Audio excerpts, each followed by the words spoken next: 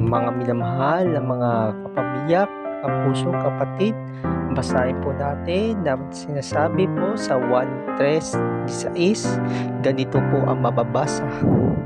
Sapagkat gayon na lamang ang pagsinta ng Diyos dito sa sanlibutan, upang binigay sa inyo ang bugto na anak, upang sinuman ang sumampalataya ay hindi mapapahamak, kundi magkaroon ng buhay na walang hanggan.